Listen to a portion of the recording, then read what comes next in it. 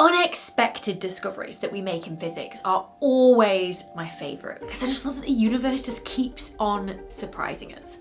And there's one particular discovery that was made way back in 2006 by the Arcade program that still hasn't been explained, and it's known as space roar. A hum of radio light coming from every direction in the sky that was 6 times brighter than what we expected to find, and we still don't know what's causing it nearly 20 years later. In fact, people can't even agree whether this radio light is coming from inside our own galaxy of stars, the Milky Way, or if it's coming from outside our galaxy somewhere in the distant universe. So in this video, we're going to dive in and chat first about the Arcade program and what it was. Second, the discovery of space roar and why it was 6 times brighter than we expected. And then finally, the possible explanations for space roar. For now, let's start with what was the Arcade program. So Arcade is an acronym. It stands for Absolute Radiometer for Cosmology, Astrophysics and Diffuse Emission. And it was a NASA mission with the aim of detecting radio light emitted by the very first stars to have formed in the early universe. Now, when I say radio, I'm not talking about sound, we're talking about radio light. Light with a much longer wavelength than the visible light that we see with our eyes. Now, to do this, they sent up a radio light detector to the edge of space with a high altitude balloon, which reached 35 kilometers in altitude, or 120,000 feet, and spent 3 hours taking data. Now, the detector that was sensitive to that radio light was cooled down to a temperature of just 2.7 Kelvin. That's 2.7 degrees above absolute zero. And they used liquid helium to do that. And the whole reason was so that it was the exact same temperature as what's known as the cosmic microwave background. The echo of light left over from the formation of the universe that we know permeates the entire sky. With the Arcade detector at the same temperature as the cosmic microwave background, it means that you're not actually sensitive to that light. The detector won't record it and you won't be contaminated by that background signal of the cosmic microwave background that we know comes from the entire sky. Instead, it meant that the Arcade team would be able to measure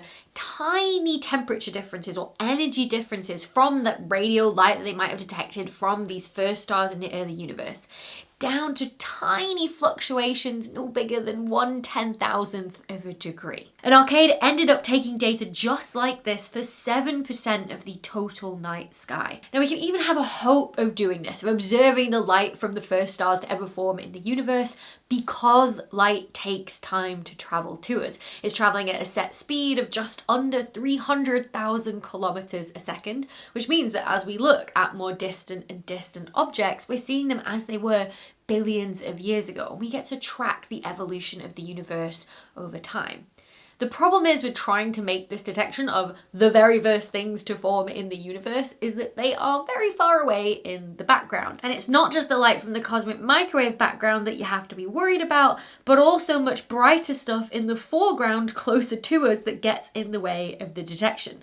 Which brings me to part 2, the discovery of space roar and why it was 6 times brighter than we expected. So there are lots of sources of radio light in the night sky, from stars in our own galaxy, the Milky Way, or even gas in our galaxy, or distant galaxies that emit radio light, especially coming from the matter spiraling around the supermassive black holes at their centers. And the problem with so many things giving out radio light is that if you care about observing the thing in the background, like the more distant objects, like the light from the first stars to have formed in the universe, then you've also got to first remove all of the sources of radio light that you know of, stars, gas, distant galaxies as well, to be able to be left over with the light that you actually care about. And when the team did that, they found that they weren't left with a faint signal that could be from the first stars to have formed in the universe like they expected. Instead, there was a residual signal of radio light coming from all directions in the sky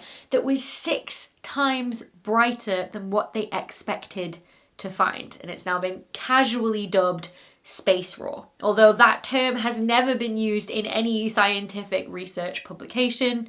It's often referred to instead as the radio synchrotron background or a radio excess.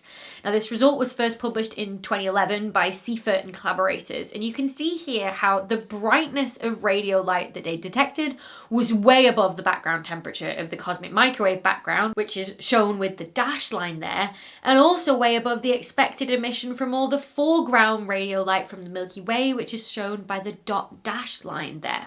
The solid line is a best fit to their data from Arcade, which is shown in the points. Now, all of these lines and models are based on previous surveys findings, like the results of previous missions, right? They're like our best guess of how much radio light we should expect from stars in our Milky Way galaxy based on, how many stars actually are there in the Milky Way galaxy, and specifically in that part of the sky, and how much radio light on average do we expect them to give out. We can do the same thing for gas in our galaxy as well. So this result really is a bit of a house of cards, right? It's built on previous findings, and so there is a chance that maybe some previous surveys might have missed something, either missed some stars in the Milky Way or some source of radial light. But if that had happened, it's not likely that that would be able to account for the big difference that was seen, that it was 6 times brighter than was expected. Which brings me to part 3, the possible explanations for space raw. So there's really 3 general explanations that you could cover here. First, that this actually is something from the first stars in the universe, and yeah, it's much brighter than we expected it to be. Or you can say there's something that we've missed in the Milky Way, some component that we haven't accounted for that is giving out more radio light. Or your third option is that there's emission coming from outside the Milky Way that we've missed. Now, obviously the team were going to have wanted it to be option 1, right? That was the thing that they cared about, that was the thing they were most intrigued about, and the whole reason for the mission in the first place. But Seifert and collaborators were pretty sure that this wasn't emission from the first stars like they were searching for, because the signature of the light that they detected wasn't the same. So you can look at something known as the spectral index of the light that you've detected, which is essentially how steep is the drop-off in the amount of light with frequency. Now, for the emission from the very first stars to have formed in the universe, the expectation is that we'll have a very steep drop-off. But here, what's been detected is much flatter than what you'd expect. Although it would be really interesting to see if the results that we've been getting with the James Webb Space Telescope, JWST, seeing the first galaxies and first stars in the universe that have been, surprising us recently, maybe change that idea for what we'd expect compared to in 2011 when the Seifert and collaborators paper was published.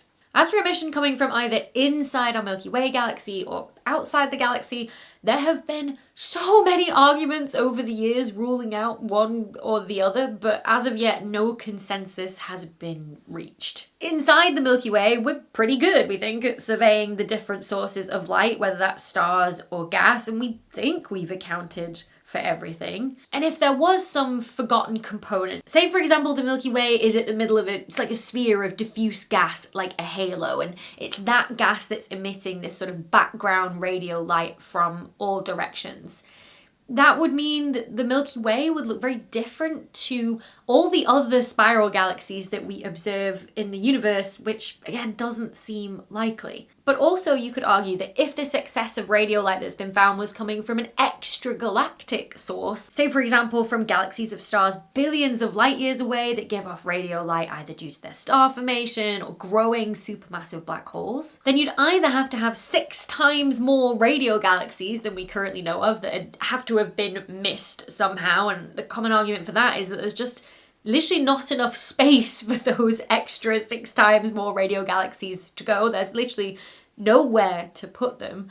Or you have to have like 6 times more radio light emitted by stars forming in those galaxies, or 6 times more star formation going on, or 6 times as much black hole growth that we've missed that could account for this excess. But again, there have been many radio surveys of galaxies over the years and nothing out of the ordinary has been spotted. And so that is why space raw still remains an astrophysical unsolved mystery.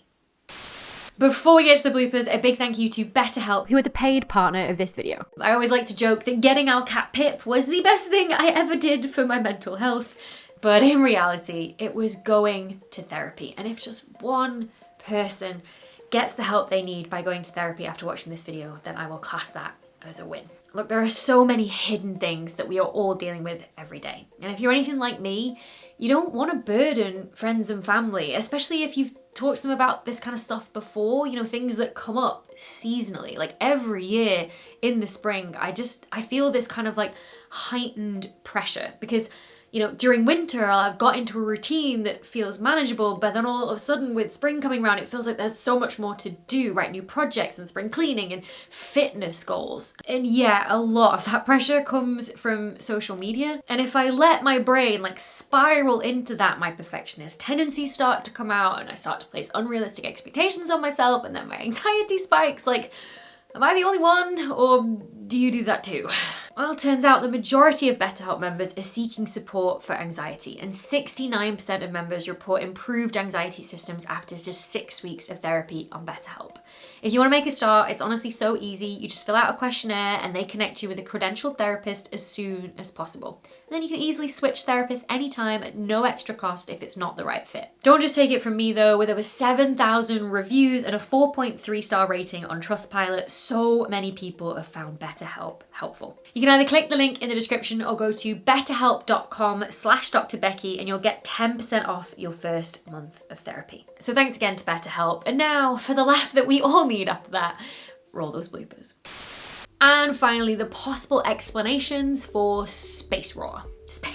Sorry, I said that the way that there's a thing that says that if you say space ghetto in like a Californian Valley girl accent, you sound like you're saying Spice Girl in a Glaswegian accent. And I said space roar the way that you're supposed to say like space ghetto.